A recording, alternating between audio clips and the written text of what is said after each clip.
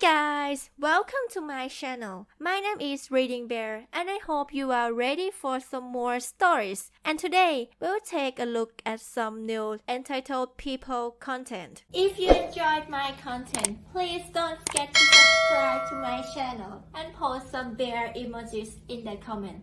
And now, let's dive right into the stories.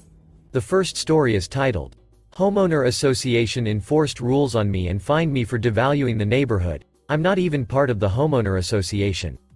As a first-time homeowner, I'm starting to realize that I made the right choice by purchasing a house that was not in a homeowner association neighborhood. These people are the most harassing, soul-sucking individuals I have ever had the displeasure of dealing with. You're probably wondering, if I didn't buy a home in a homeowner association, then why am I talking about how horrible they are? Just sit back and relax as I explain my messed up homeowner association story. As most of you know, homeowner associations are a money-stealing, cancerous growth with a God complex on the back of good citizens just trying to live their lives in peace. I am one of those people who are minding their business, yet still being harassed by a villainous homeowner association I'm not even technically a part of. I recently inherited a property with a small house from my grandfather. It's older but exactly what I need and where I need it. I have a privacy fence that spans across the east side of my yard, which happens to clearly separate my property from the homeowner association neighborhood next to me, which is about 50 feet away from the end of my yard. It doesn't take too long of me living there before I start receiving letters in the mail about how my home needs to conform to their homeowner association standards and remove the privacy fence. The letter specifically stated that the large wooden fence devalues the neighborhood and that as a member of the organization I need to take it down and comply with their rules. What now? In no way, shape or form am I a member of their homeowner association, considering my home isn't even in their neighborhood, plus I never signed anything at selling saying that the home is in a homeowner association, to begin with. I decided after receiving several annoying and threatening letters over the next month that I would respond finally. I gently stated that I would not be complying with their rules because my home is not in their neighborhood, therefore their stupid homeowner association guidelines don't apply to me. The same letters continued throughout the next week, stating that because my house is within proximity of their neighborhood that I would indeed need to follow their rules, or I would be subject to hundreds of dollars in fines. Again, my mind was blown. How am I a part of this dumbass homeowner association if I'm not even required to pay monthly fees like the rest of the homes in the neighborhood? My frustration mounts as I receive more and more nonsensical letters about my fence, and this blasted homeowner association. Now they are actually sending fines. So, I decide it's time to crash the party when they have their next meeting, which they had stupidly advertised in their last few letters. I go in armed with paperwork from the county with my deed and my original signed mortgage documents. Once it was my turn to talk, which didn't take long considering there were all of 6 people there including myself, and the ones on the board, which consisted of 1 woman and 2 men. The woman didn't have much to say about the issue, but one of the 2 men decided that he would speak up. He must be the asshole that is sending the letters since he seems the most invested in the subject. I state my case and show them I have documentation to argue my point.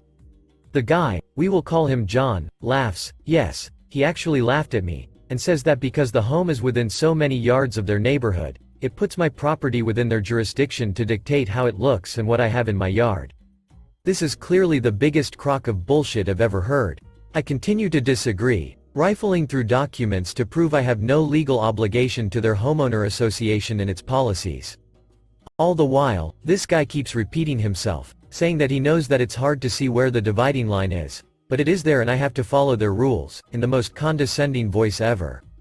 As calmly as I could muster, I say that I will be back at the next meeting to argue my case, maybe with the presence of a lawyer too. To which they did not care. I was fuming, absolutely livid that someone could just force me to comply with their silly rules only because my home is close to their neighborhood. I suppose the only thing to do is to either do what they say or get a lawyer. This guy John didn't seem like he was open to using much reason when it came to me and this privacy fence. What does he have against this totally normal fence anyways? Letters continue to pile up as I wait for the next meeting and hire my lawyer. I'm gonna be honest, finding lawyers that want to deal with petty disagreements is kind of hard. So, after finally finding a guy, we will call him Tim, who wants to take the case, we prepare all the paperwork. He sends John and the homeowner association board a letter asking them to cease bothering me anymore about my fence, as my property is not within their jurisdiction. If they continue to harass me, I will politely sue their asses off. After this, I received another letter talking about how my lawyer and I were invited to the meeting, and we would further discuss what actions should be taken with my property. This honestly just pisses me off even more. The day has finally come, the board meeting is here, and I am excited to deliver my justice. After 2 months of harassment from them, I can't wait to shut them down. I take myself and the lawyer to their meeting and slap them in the face with all the same documents I've given them before, but this time I have legal action I will take if they don't leave me alone. I seem to be the only person from the neighborhood at the meeting this time. It's quiet and John has this smug look on his face. He asks if he can be the first to speak and has my lawyer take some papers from him. My lawyer, Tim, looks them over, asking where he got this. He says that he went to the county and had it pulled from public records. I look over and read something about how my house is within their neighborhood's property line and that I do have to follow their homeowner association policies. My lawyer continues to look at it with an expression of dislike and confusion. He clearly dug into this information himself and found conflicting documents. Yet, this paperwork looked legitimate and had appropriate letterheads and signatures. How the hell did he do this? This meeting clearly didn't go as planned and I end up leaving with a very bad taste in my mouth. I am not happy. Tim is not happy. He says that he is going to do some more searching and this did not turn out the way that he expected. A few days later my lawyer contacts me saying that he found out what happened in the meeting. He says that he went back to the county office and looked into the issue with the paperwork and could not find it anywhere. The receptionist in that department said that she has seen and heard of people on homeowner associations forging or photoshopping documents in order to get the results they wanted. Tim jumped on the opportunity to catch them in their lies and games and brought the document that their false paper was derived from. We also drew up a bill for them to pay, which consisted of the lawyer fees and suing them for harassment. Not to mention that falsifying legal documents is, gasp, also illegal. We could literally press charges. As I march into the meeting with my foolproof information, I see John with his grin on his face, thinking that he has me trapped under his stupid homeowner association guidelines. The air in the room felt like we were in some kind of court hearing. Them behind their table like judges, with me at mine and my lawyer next to me. The only ones guilty of anything were the board members. John went to speak first, but before either of us could say anything, my lawyer interrupts him. Tim immediately starts by saying that he found the correct documentation stating that my house is outside of the neighborhood, therefore not in their legal jurisdiction. John goes to laugh and take out his paper as a rebuttal, but Tim basically slaps him in the face with the same paper, only stating the real and legal info. I visibly see John swallow hard as he reads over the easily recognizable paper. The jig is up jerkface. He sighs as he hands the paper back to the lawyer, to which my lawyer responds with a smart remark about how falsifying legal documents can end with him in jail and that this is the final warning to leave me and my property alone. John and his board members decided it was best if they just left the situation alone and didn't bother me anymore. All this over a privacy fence? Needless to say, homeowner associations and their cultist members must get off on the idea of harassing people who have done nothing to them. Suing them for over $5,000 in lawyer fees and harassment charges sure did make me feel better though. The next and last story is titled, Escalating Feud Leads to Dad Orchestrating His Brother's Arrest. My uncle has always been a self-righteous, petty slime ball, with a foul temper and grandiose idea of his own importance but little to no brains. My dad always just took it and tried to keep the peace because family is so important to him. This is the story of how my uncle finally pushed my dad too far and ended up getting arrested for his trouble. It is pretty long since it covers several months of a feud between them. As background, my dad and my uncle are neighbors in a rural community of 600-ish people. My dad built the house my uncle lives in and sold it along with a small plot, so my dad's remaining land is about 6 acres and runs along the side and the back of my uncle's smaller property. My uncle is a dealer for HVAC units. My dad is in the HVAC business and would buy some things from his brother, even though his brother's prices were higher and he had a more limited inventory than other dealers, in order to help his brother out. My dad also rented a building his brother owned and used it as his shop, office. He only rented the building and parking lot, but in the field out behind the shop my uncle and my dad both would collect old HVAC units. These things are rusty and all around ugly, but when they didn't have anything else to do they could go get one of these old units to break down for scrap. This story starts when one day my dad went to his brother and said he needed a certain unit, but his brother quoted him a really high price and also couldn't deliver in the time frame my dad needed. So my dad called up another dealer he works with and that guy had a unit on hand to give him for a much lower price.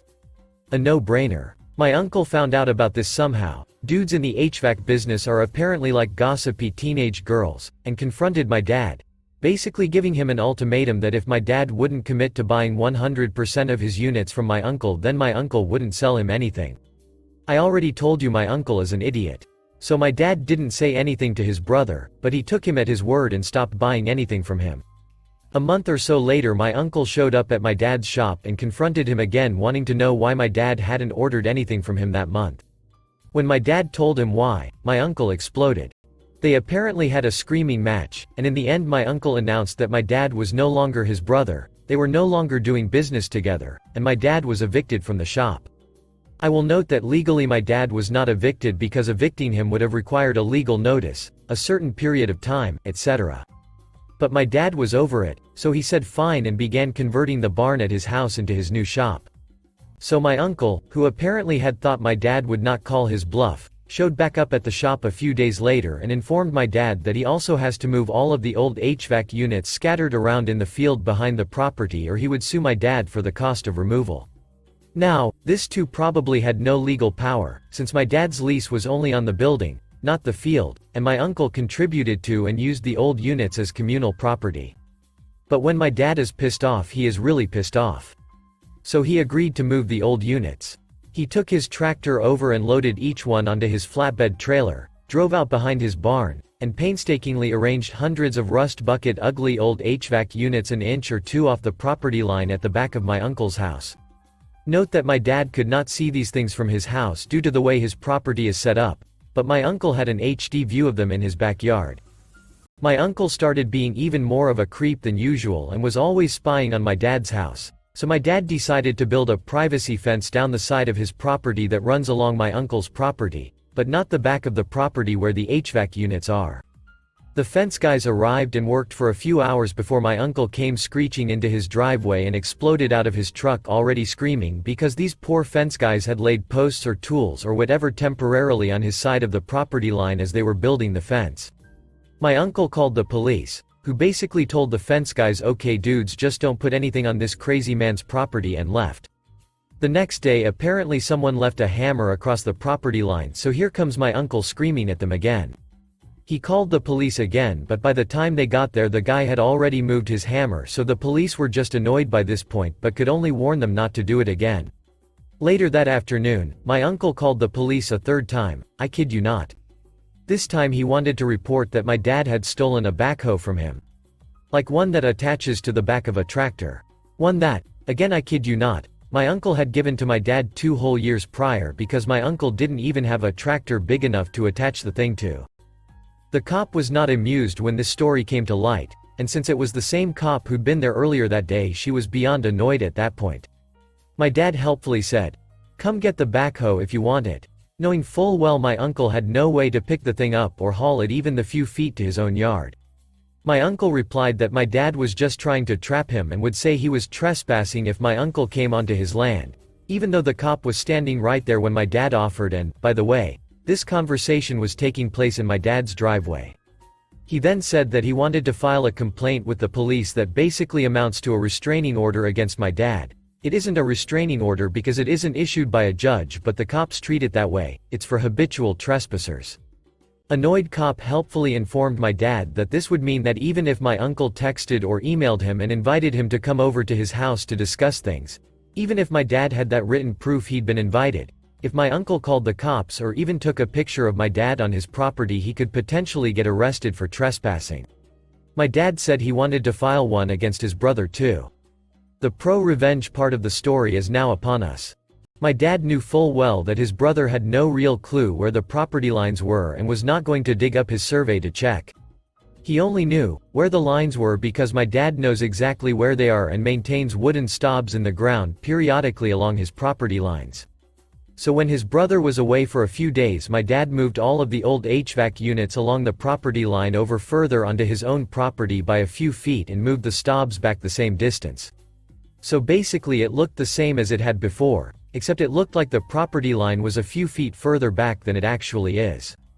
He then placed some random piece of scrap across the fake property line, still on his own property, but it looked like it was across the property line if all you had to go by were the incorrectly placed stobs, set up a few game cameras aimed at the line, and waited.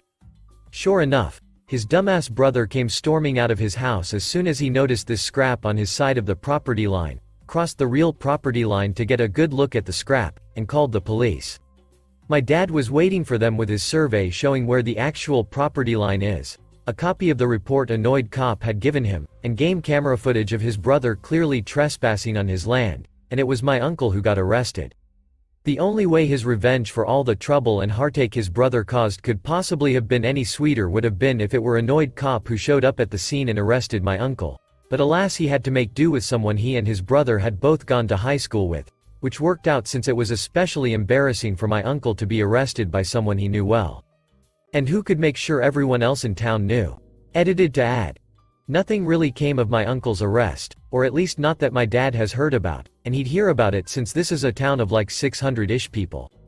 But it was probably enough for my uncle just to have to get put into handcuffs, spend a night in jail, and have people know about it, because my uncle hasn't caused any more trouble for my dad other than generally existing where my dad occasionally has to see his truck drive by.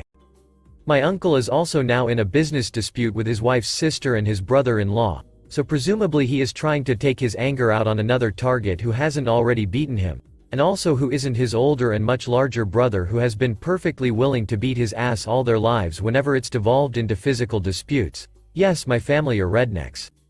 My uncle, aunt, cousin and my cousin's wife all unfriended me on social media, so I only know what's going on with them via small town gossip nowadays.